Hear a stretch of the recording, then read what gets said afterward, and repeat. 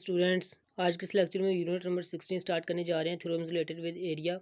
तो सबसे पहले हम बेसिक कंसेप्ट्स देखते हैं। एरिया ऑफ फिगर क्या होता है। देखें जी, आपके पास कोई भी शक्ल है, फॉर एग्जांपल ये शक्ल है आपके पास, इसका जो एरिया होगा वो इसकी लाइन बाउंड्रीज के दरमियान जितना भी ये रीजन है ये इसका एरिया कहलाएगा। उसके बाद ट्राईएंगुलर रीजन है जी, हमारे पास ये ट्राईएंगल है, इसकी बाउंड्रीज और इसके अंदर वाला जितना भी एरिया है इसका यूनियन करेंगे तो हमारे पास क्या आ जाएगा, ट्राईएंगुलर रीजन आ जाएगा। इसी तरह आपके पास रेक्टेंगुलर रीजन है, उसकी भी यही डेफिनेशन है। फिर कॉन्ग्रुएंट एरिया एक्सियम है जी, आपके पास अगर दो ट्राइंगल्स आपके पास कॉन्ग्रुएंट हैं तो उनका एरिया भी क्या होगा, इक्वल होगा। फिर है जी हाइट ऑफ पैरेललोग्राम। पैरेललोग्राम के दो जो हमारे पास साइड्स होती हैं पैरेलल, उनके दरमियान परपेंडिकुलर डिस्टेंस जो होगा वो हमारे पास हाइट होगी, इसको हम अल्टीट्यूड भी कहते हैं।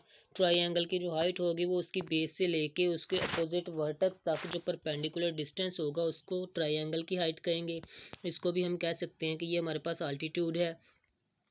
फिर हमारे पास यूज़फुल रिजल्ट आता है कि हमारे पास ट्राइंगल्स हों, ये पैरेललोग्राम्स हों दो पैरेलल लाइंस के दरमियान, तो उन सब की जो हाइट होगी वो सेम होगी। ये देख सकते हैं मैंने दो ट्राइंगल्स ड्रा किए हैं, इनकी जो हाइट होगी वो सेम होगी, ये दो पैरेलल लाइंस के दरमियान है। ठीक है जी।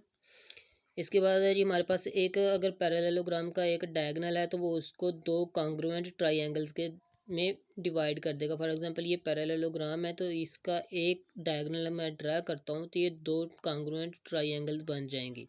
ठीक है जी, इनका एरिया भी क्या होगा, इक्वल होगा। अब चलते हैं थ्योरम की तरफ। कहते हैं कि same base between parallel lines, यानी कि सेम पैरेलल लाइंस है हमारे पास। देखें एक ये पैरेलल लाइन है और एक ये पैरेलल लाइन है, और बेस क्या है, ये सेम बेस कह रहा है। उसके ऊपर क्या कह रहा है, पैरेललोग्राम्स कह रहा है। दो पैरेललोग्राम्स हमने ड्रा कर दें। इसी बेस से मैंने एक पैरेललोग्राम ड्रा की ए बी सी डी, एक ये पैरेललोग्राम ड्रा कर दी मैंने। दूसरी पैरेललोग्राम मैंने ड्रा की ए बी ई एफ। ठीक है जी, ये दो पैरेललोग्राम्स ड्रा कर दें। ये हमने लिख देना है सारा कुछ गिवन में। ठीक है जी, ये गिवन में था, ये सारा कुछ आ गया जी। Two parallelograms A B C D और A B E F with same base A B and between same parallels A B and D. ठीक है, ये गिवन है। अब हमने प्रूफ क्या करना कि ये दोनों पैरेललोग्राम्स के आपस में एरिया इनका इक्वल है, यानी कि हमारे पास एक ये वाली पैरेललोग्राम, ये रेड वाली, और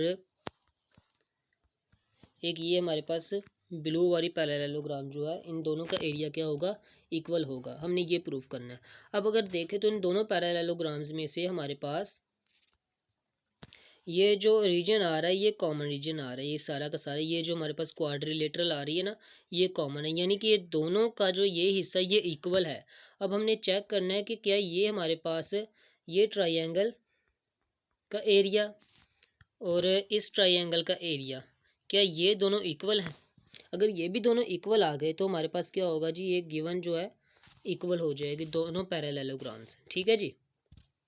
तो अब यहाँ से शक्ल से हम चलते हैं स्टेटमेंट और प्रूफ्स की तरफ, रीजंस की तरफ। तो देखें सबसे पहले मैं लिखूंगा कि ये जो पैरेललोग्राम है ये दो हिस्सों में डिवाइडेड है। एक तो ये हमारे पास ट्रेपीजियम बन रही है या कोई भी क्वाड्रिलेटरल बन रही है, और दूसरी ये हमारे पास ट्राइंगल बन रही है। ठीक है, तो हमारे पास इसका तो इक्वल आ गया, ये दूसरी पैरेललोग्राम के ट्रेपीजियम के इक्वल है, लेकिन इसका हमने देखना है, इसका एरिया फाइंड करना है। तो यानी कि मैं लिख सकता हूँ पैरेललोग्राम का एरिया इन दोनों के एरिया का सम।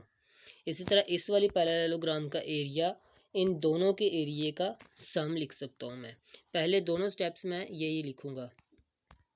ठीक है बच्चे, ये मैंने लिख दी, ये आप लोग लिख लीजिएगा देख के स्टेटमेंट्स में। ये दोनों स्टेप, एक को मैंने 1 कह दिया, दूसरे को मैंने 2 कह दिया, और मैंने रीज़न क्या लिखे जी, एरिया एडिशन एक्सियम, यानी कि दो शक्लों का एरिया जमा किया और तीसरी का आ गया। उसके बाद हमने चेक करना है क्या ये ट्राइंगल्स जो हैं ये इक्वल हैं कि नहीं, तो हम इनके दरमियान कॉरस्पॉन्डेंस चेक कर लेंगे। तो ये मैं पहले आपको समझा देता हूँ कि मैं लिखूंगा क्या क्या। मैं लिखूंगा पहले ये कि हमारे पास जो साइड सी बी है वो इस साइड डी ए के इक्वल है। ठीक है जी, ये लिखेंगे हम।